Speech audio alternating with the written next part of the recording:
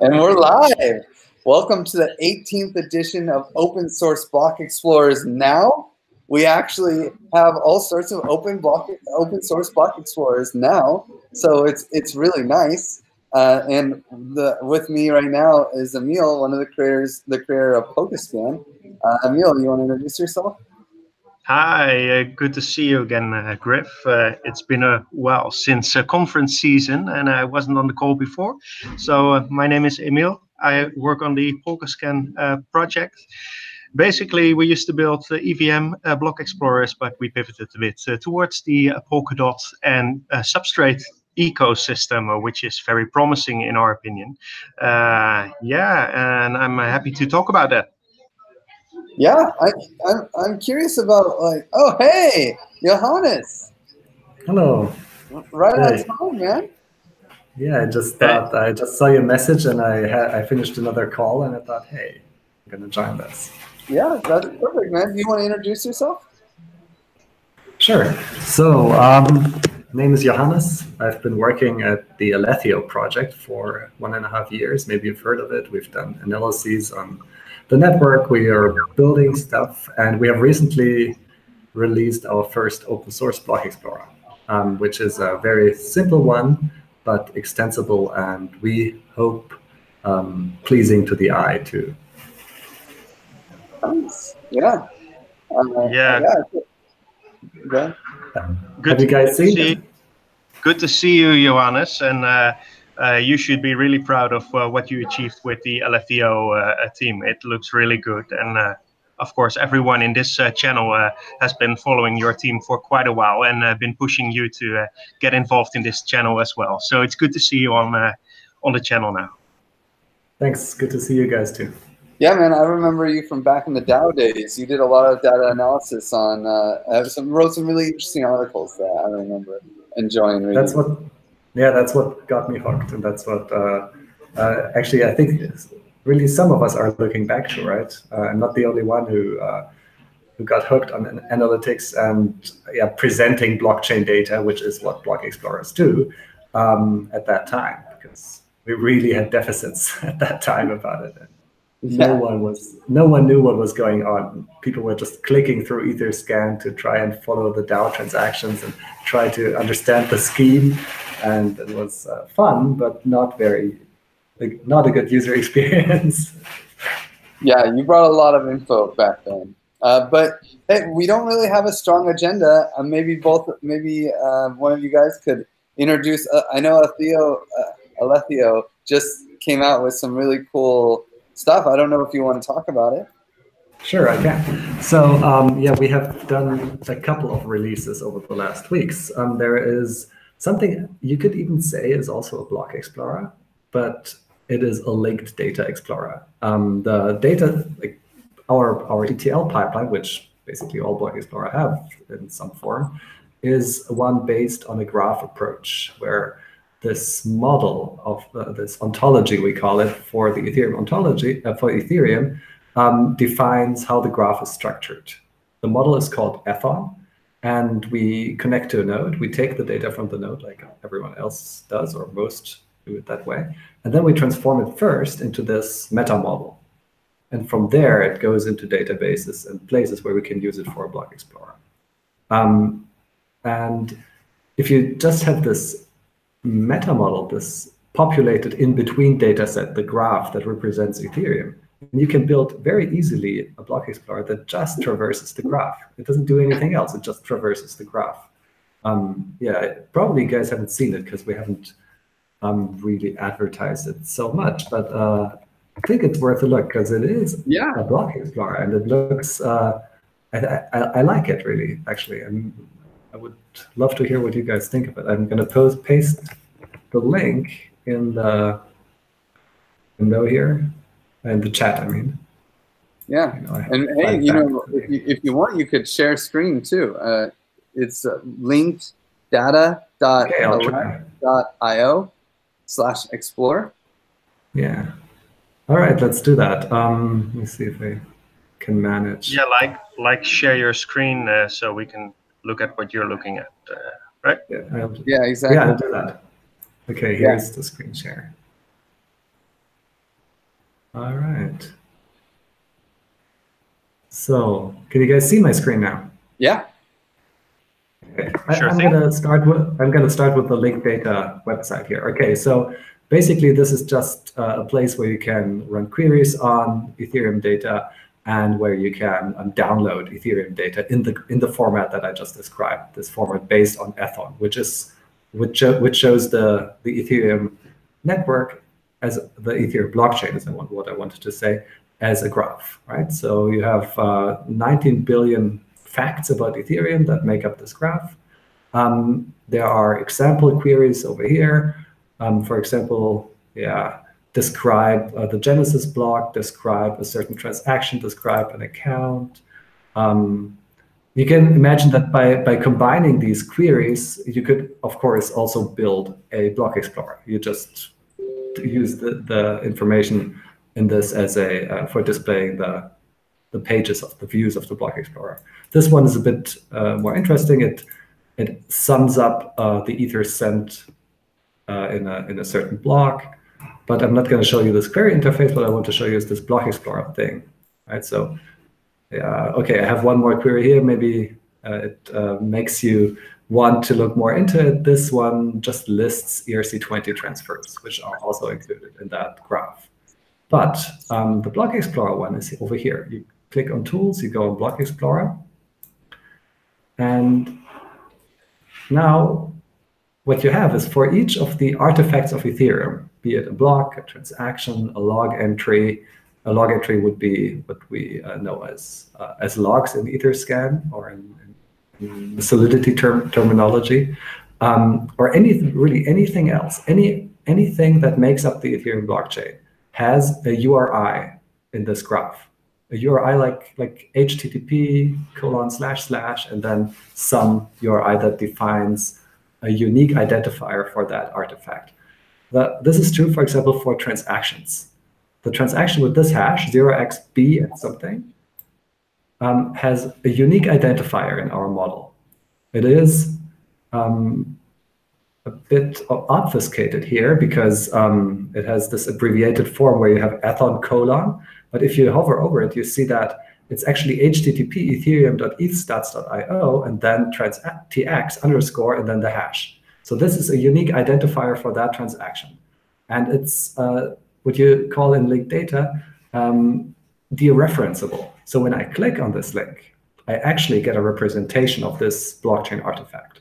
So that's what I'm going to do. I'm going to open it here in a separate tab, and it opens our block explorer, which is not open source, sorry, yet. This is not, the light version is open source. This is the extended version, which is not yet open source. So, but as you can see, like it just redirects to the transaction page, but via this identifier. But the interface you see here is just a representation of this position, this node in the graph that represents Ethereum. So the first section here is incoming relations from block 6 million, right? I can click on it. Now I'm on that node in the graph, but I go back to the transaction. So incoming relations, that means the block itself has a relation to this transaction called contains transaction, because the block contains this transaction. It has a relation type, because this transaction is also a message. It's a value transaction too, over here. It has accumulated gas used. It has a from, which is the account that sent the transaction. There's a value for the message error, for the message gas, anything. Like everything you have in a block explorer is also available here, because this represents Ethereum, right? With one difference. In this linked data graph, which you can also see as a block explorer, you can move your way around in the graph directly in any direction. If I want to go to the block, all I have to do is click here, and then I'm on the block. The block itself has a list of all the transactions it contains, and you can click on it, and now you're on that transaction here. If this transaction has internal transactions, we call them contract messages. You can also navigate through the graph of contract messages created by the original transaction. You can look at uncles, you can look at ERC20 transfers. Yeah, like I said, you can do anything you can do in the block explorer, but in a more generic fashion. That's why also the user experience is not as good as in a more designed block explorer. But this one contains more data than most block explorers have. Why did you decide to call it a message instead of an internal transaction? Okay, this actually comes from the original terminology in the yellow paper. That's what it is called there. There is this abstraction where you say anything that happens between two accounts, be it external accounts or contracts, is always a message. This message contains something, and the message introduces a state transaction. So we have this super type message, which has one subtype. It's like a class hierarchy, a subclass transaction. So a transaction is always a message. It happens between two accounts. And then there's another subclass of message, which is a contract message. Transactions originate from external account, and contract messages originate from contracts. That's the difference. But they are all messages because they exchange information between accounts. They can send value, they can call functions, but they are all messages. Very cool. And yeah, so this is really, really interesting because this, let me just follow up with one thing that basically comes out of this question. A linked data graph is self-explanatory. In this context, it doesn't mean you understand everything immediately. But if you want to understand anything, everything is explained. Like you can see, this transaction here has the type message, right? Now, if you want to know what a message is, all you have to do is click on it. And it will move you to the definition of message, right? And here you can see that a message is a subtype of state transaction in Ethereum. And it again has on the next level two other subtypes, which are contract message and transaction. There is the definition of this type. There is a label. There's a description, exactly what it means. And then there's how it can be used in the data model, right? So it is really well structured, well defined. That's what I mean by self-explanatory. If you want to know what message error means over here, which is false in this case, but you don't know what the semantics of it is, again, you click on it, and you get to the definition of this property in the data model. A Boolean value indicating whether the message validation resulted in an error. True value indicates the error. Okay. Yeah, so what was your follow-up question? Well, just on that point, I'm going to do a different follow-up question. I learned the other day that there's a default handler. So like if you send a message or if you send data to a contract, it will succeed. A transaction will succeed, even if that data doesn't call a specific function in that contract. And so one thing, the status multisig was attacked the other day. There must have been some troll or something just trying to call functions, right? And it was interesting because they called withdraw, which is not a function in the contract, in the multisig contract. But on Etherscan, it looked like it succeeded, right? So I'm here in Thailand right now with Jared, and they're freaking out, because they see the withdraw transaction on their multisig, and it succeeded, and they did not do that. And then they see all these other error messages. Some of them fail, and some succeed. It was a very interesting. It was just an interesting experience. Do you happen to have this transaction hash ready so we can look at it in the EthStats block explorer for a comparison? Sure, I can grab it. Hold on. That would be awesome. And then I can also say why this is happening. I can also explain why this is happening in Etherscan, but you guys probably know because you're also building block explorers. I'm not. Yeah. So, Griff, why don't you look it up and I can comment on what I've seen. This looks really, really great, Johannes. I think that ethontology is one of the things you did really early on, and that is really what makes most of this all possible. The term internal transaction was actually coined by Etherscan back in the days because it was this one entity that didn't really exist in the nodes. So even if you run parity or Geth, you won't find anything called internal transaction. It's one of these subtypes of the traces you get from the nodes. So it only makes sense that you coin it with a better term, if you're able to coin it with a better term, it's just one of these things that if you are the first one to come across such a thing, you get to name it. So when I look at some, there are some similarities and some differences between the Alethio project and well, the Web3 scan or Polkascan project.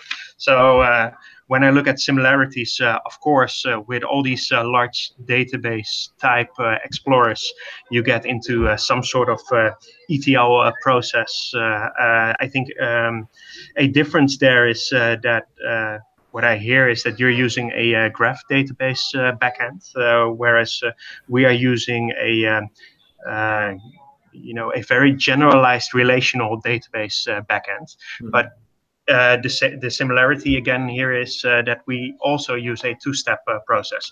We have a very general. Let me just say something here so we don't get something wrong recorded. We're not using a graph database as a backend for the Block Explorer. We're using a graph format as an intermediate format. And then we take this graph format and we transform it again into a regular relational database format. It's just an intermediate abstraction there. Yeah, I get it. So the endpoint or interface towards the website is a graph-based interface. Is that correct? Again, can you say? Can you say again, please? So you have a relational database backend with a GraphQL endpoint. Is that what you're saying? Not really. So let me just separate these things a little bit. What I'm showing here, this one is not our Block Explorer. This is just a direct interface to this intermediate data layer that I just told you about. This is like populated Ethon. And it's not our Block Explorer. It's just you can download it, you can play with it, you can use it for your own Block Explorer, you can do whatever you would like with this. It's free and open data just for everyone to use and explore and look around at. Then we have EthStats, which is our main Block Explorer. This one is based on the data that this one uses. This one just gives direct access to the data.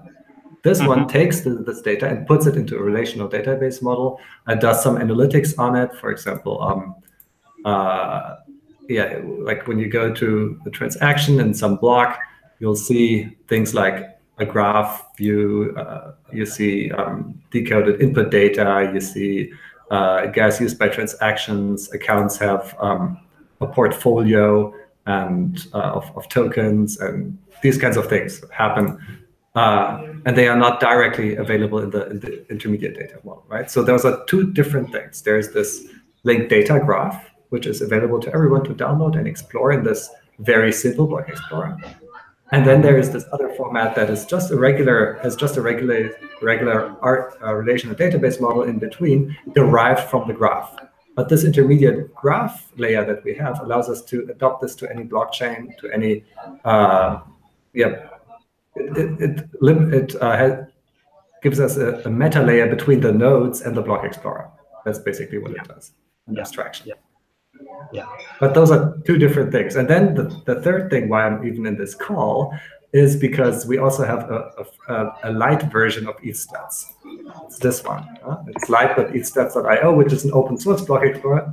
Looks similar to the big one, but runs directly on a node. It does not have the graph layer in between. It just connects to MetaMask in this case, right? To your local MetaMask instance, and it displays what it can get through RPC calls. Yep. Okay. I hope now these three things that we're doing are separated a bit better.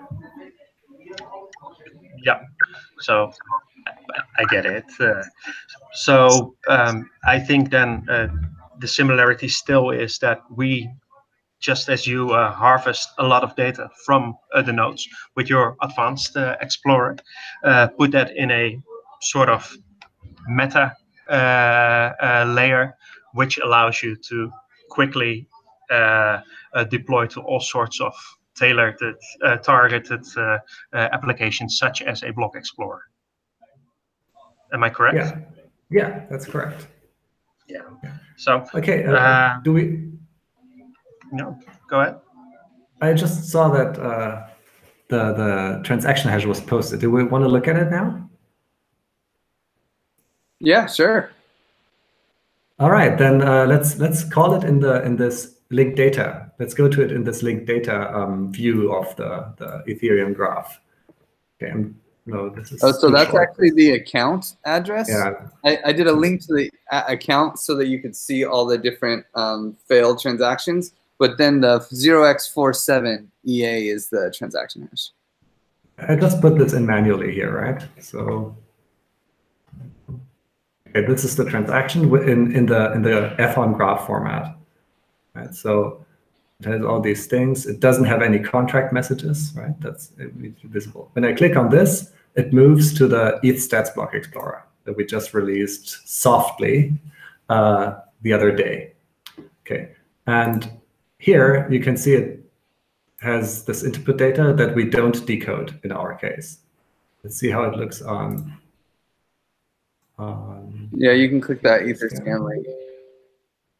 So here's all the failed transactions you can see, and that's the. All right. So now we have a direct comparison between the two actually three representations of this transaction, right? The linked data one, where you can download. By the way, this is something I wanted to show you. This is a formal format, so you can download it in different formats, like in Turtle, for example, which is the formal definition of the data that you see on this page, right? And other formats as well. This is one representation of it. Here you can see the message payload here. Okay.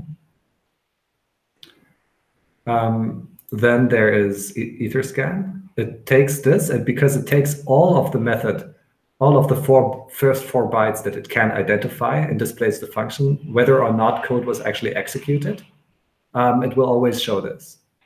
In our case, we see that this is a call transaction because what our ETL pipeline in the background does is it looks at the traces, not the traces that the normal traces that you get from parity. That's not what I'm talking about. I'm talking about the replay traces that actually do the trace on a VM level opcode basis. And we look whether this call actually caused execution of code in the contract. And only if it does actually if actually the EVM, as a result of this transaction, executes code, only then we label this not a call transaction. Actually, only then we label it a call transaction. So this one actually executed code in the when the contract was called. I almost said something wrong here because it actually is a call transaction. And then, but it didn't execute any code. All it did was send data, just like sending extra data message. But this here actually indicates that actually code was executed, probably because there was a default function. Oh, so a fallback? Well, is there a fallback in the multisig? I guess it's a payable fallback function. Yeah. So if there's a fallback function, it will always execute code, right? That's why it's labeled a call transaction, probably. Mm-hmm. I'm guessing a bit here, but that's how we define whether it's a call transaction or not. Right? Looking at the definition of call transaction here, right now I can click on it and go to the Ether definition of it. It says that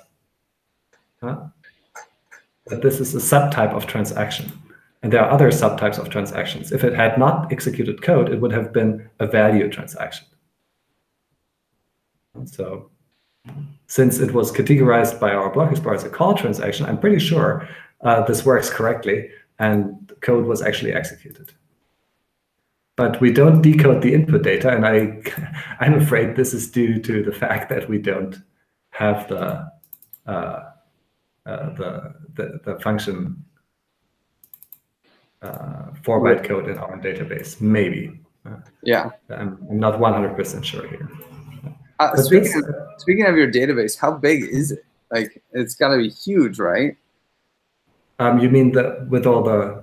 You mean the actual blockchain data or the meta database with it's pretty huge. Yeah. It's big, but that's what happens, right? If you really index all Ethereum data, I mean, Polar network is still indexing, right? Yeah.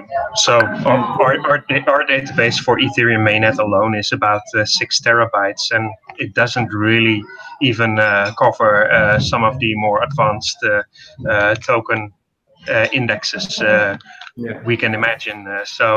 It is multi-terabyte in size, and then you have all the other networks. Yeah, right, Johannes? Yeah. Yes, same for us. It's definitely. I don't know the exact size of it right now at this moment, but I could ask and post in the channel later. Yeah. So honestly, we don't really see much more here than in Etherscan because this doesn't trigger any contract messages. If it had, I could have shown you an interesting graph that explains what happened here, but I don't know anything about this attack, and we don't see much here either. Yeah, I mean, it wasn't really much of an attack as much as it was just someone playing around and sending transactions to the multisig that wasn't actually a party to the multisig, right? So, but it was just funny to see. I think there was a second function also that got called that succeeded, and it was just, you know, it seems like this is a white hat group thing, you know. It seems like a social engineering attack opportunity where maybe you somehow get someone to be afraid that their multisig is under attack, and then you somehow plant an address for them to send ether to, you know. Okay, I see. And then so it was like, it was not. It was more like a phishing. This seems to be a great phishing attempt because people think that you called the withdraw function while you actually called the default function. And then you can tell them, hey, if you want us to stop doing this, then you... I just hope not many dApp teams would fall for that. No, probably not. And it would need to be kind of a complicated attack. Somehow they'd have to get an address that they would want them to send their, like, evacuate the money to into their, you know, is like get them to download an email that somehow messes with things. But yeah, that's all. I just thought that was relevant to what you're saying. Man, this is a great project, dude. You guys must have been working on this for a long time. Oh, yeah, we have been working on this for 8 months. Oh, nice. You made good progress. It's really cool. Yeah, and is there anything else I should show here? Maybe this is like one of the first times we ever show this to anyone. Do you think I should? Are you guys interested in showing some of the more interesting features? Yeah, sure. Go ahead. I'm all for. All right. So you have this confusing graph visual presentation of the blockchain here on the front page. I say confusing because we have identified in our UX interviews with users that sometimes they don't know what it is. But I am going to show you the tech side of it. That's why blockchain techies love it. You do these highlights here. So each of these blocks here of dots are a block, right? And each of the circles in this group are transactions in the block. And the size of the circle relates to one property of the transaction. By default, it's the value of the transaction. So big circles are transactions with big value. Small circles are transactions with small value. The green ones are the top 20% for that highlight. Okay. So now what I really like is when you switch this over here, the highlight, when you switch it to gas price, because that tells you something about miner strategy. Most miners order directly by highest gas price. That's why all the highlighted ones are at front now. But if you scroll down, you see that there are some transactions where the ordering is different. Some blocks where the ordering is different. There are actually some with rather high, not the lowest possible gas price here. Then there are some low gas price ones. Most of the time, these are transactions by the miners. For example, a pool would distribute the mining fees. And they do this for free because they can include any free transaction in their block. But there's a development you might have heard of in the Ethereum space that is a transaction market where no gas is required to send a transaction to the network. Basically, miners are selling their capability of including transactions for free for fiat money or any token. right? So if I want a transaction included in Ethereum, I don't have to send it to the network. I could just ask a miner to include it. And when that miner finds the next block, he'll include it, and I pay him whatever he wants me to pay for this service. And in this view, you could identify those transactions easily. And other things, you could try and find out about miner strategy in a visual way. This is interesting. Those are lots of transactions that are with low gas price, but are still included before those with high gas price. Okay, but let's now look at the newest block here that we know of. And again, here we have a highlight. Right? So I can change this highlight. Let's find a block that is more suitable, maybe block 6 million. And now I can change this to contract message count.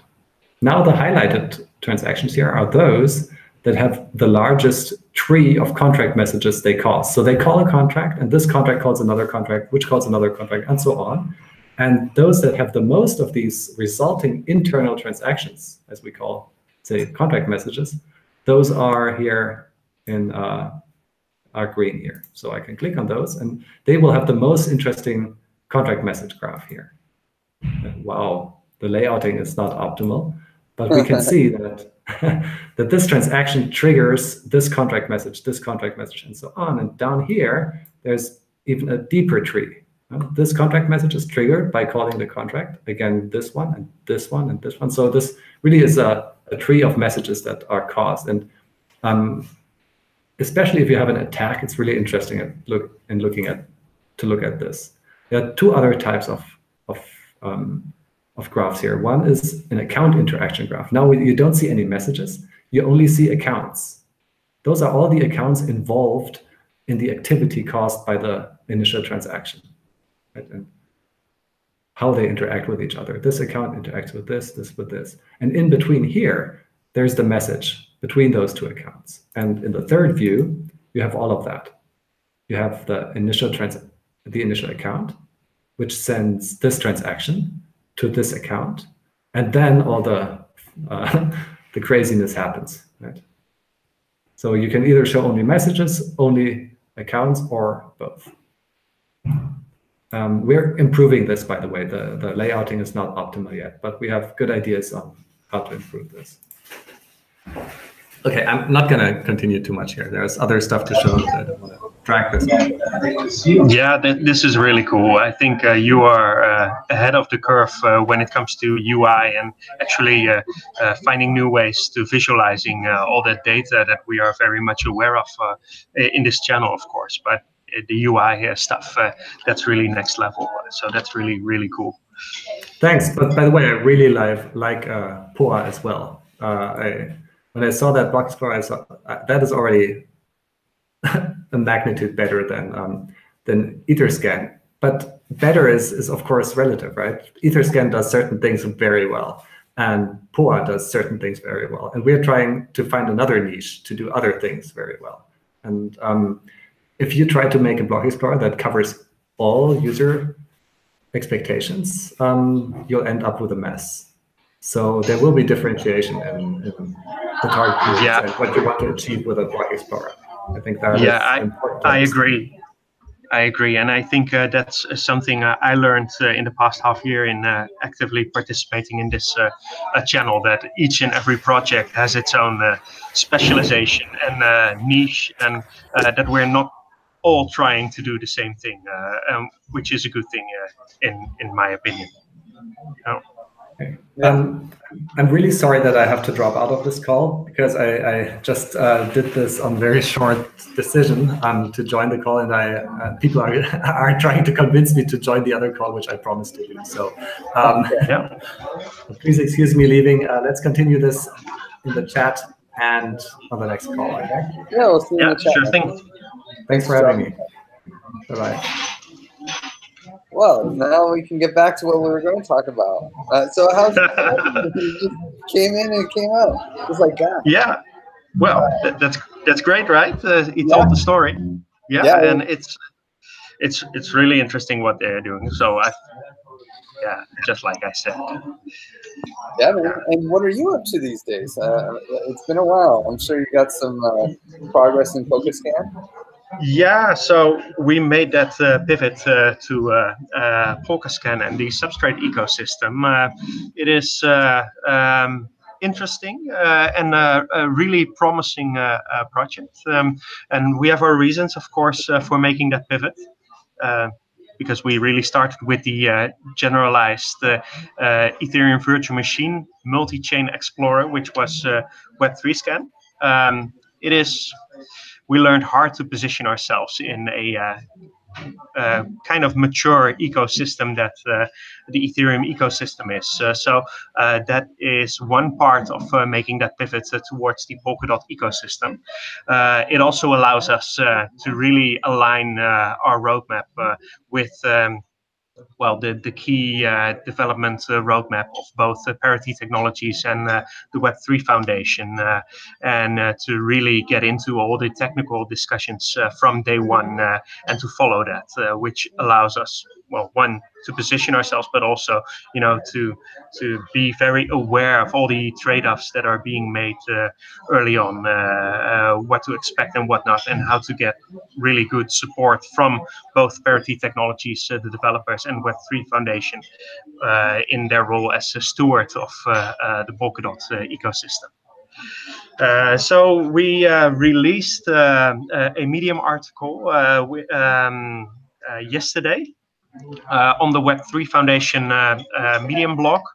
I guess we should reference that somewhere or somehow. So if you go to the Web3 Foundation Medium blog, you will find it. It's the top post, and it kind of outlines what we are trying to achieve with Polkascan. So how we want to position ourselves. So what type of problems and challenges we are trying to solve, and what is well, the basic service offering we are working towards. So, as I've said many times before on this channel, Polkadot is really about the multi-chain. It is about not one single blockchain to rule them all, but a kind of open ecosystem which fosters all these individual blockchains to interoperate in that Polkadot universe.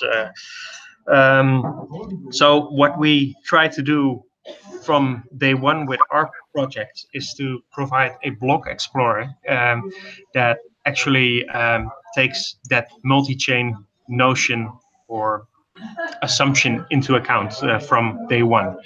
So that one user interface allows you to, you know, see what's happening on all these blockchains, because obviously they are going to interoperate. That's the direction we're going. And, you know, it's a simple enough idea that if all these things are going to be put on specialized blockchains, the stuff you want to know, well, is highly likely not going to be found on a single blockchain. So what we want to work towards is get some sort of data overlay of these multiple blockchains and do proper analysis and reporting on data that, you know, either comes from multiple blockchains or more generally multiple sources. It is not necessarily a single blockchain or multiple blockchains. It could be external sources. It could be oracles, but it could be, you know, real world data sources as well. You want to provide some insight into. Yeah. Really? So part of the Polkascan or Polkadot roadmap or something that using oracles and off-chain resources and being able to yeah. feeds?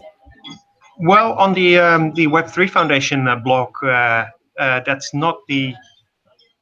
Yeah, so I realized I made a mistake. So the Medium post I was referring to earlier is on the Polkadot network blog, and it's not on the Web3 Foundation blog. So there have been a few collaboration announcements on the Web3 Foundation blog, and one is with the Chainlink project, for example. And if I understand correctly, the Chainlink project is going to provide specialized Oracle parachains in the Polkadot universe. So basically a sidechain that onboards real-world information through Oracle services into the Polkadot universe, which would become well, interoperable with all the other blockchains in the Polkadot universe, which would make certain oracleized information available to the Polkadot universe. Do you get what I'm saying? Yeah, yeah. So Chainlink is gonna work on it basically. They're gonna. Yeah. Well, and likely others, but you know, it makes sense to get that. You know, as in with Ethereum, to make an analogy, you would want oracles to be part of that sharded Ethereum universe.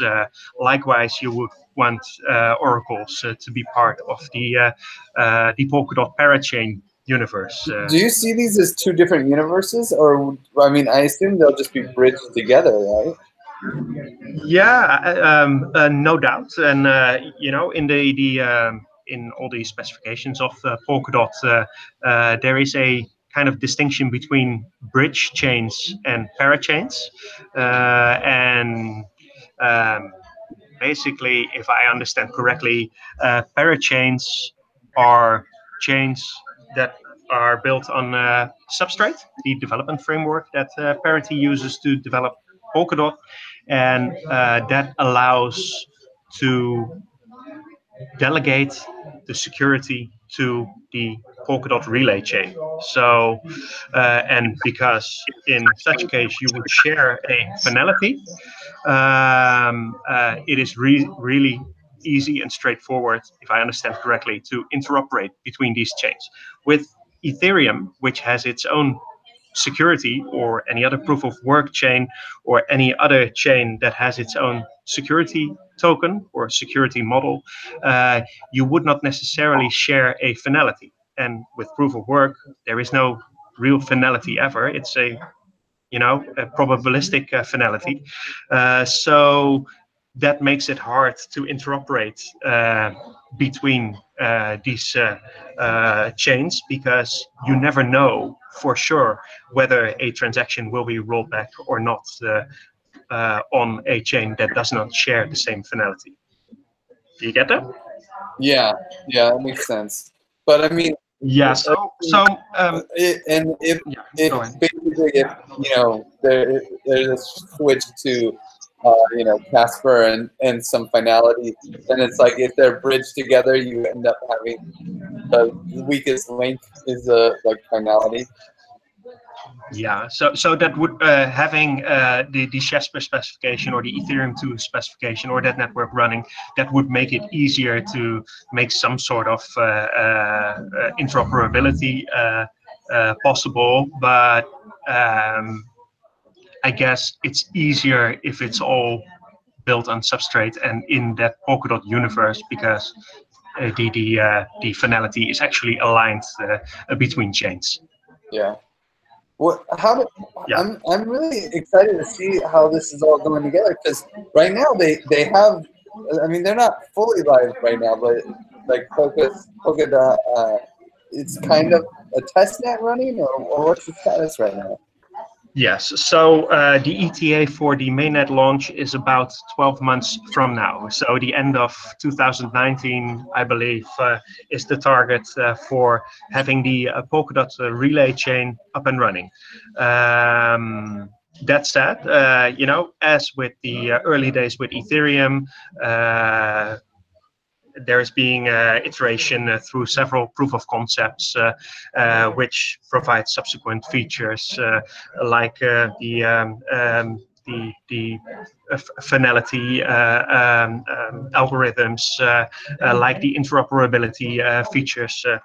These are being released with the subsequent proof of concepts. So all the networking stuff and block validation and production stuff was released in the earlier proof of concepts, for which a testnet of the relay chain is currently running. And very likely, very soon, a reboot of that testnet will happen with the release of the following proof of concepts, which will likely be have breaking changes. But it is a very nice way for all these prospective validators, which are going to operate the proof of stake network instead of miners, to really get their service management, their DevOps and their operations tested and validated.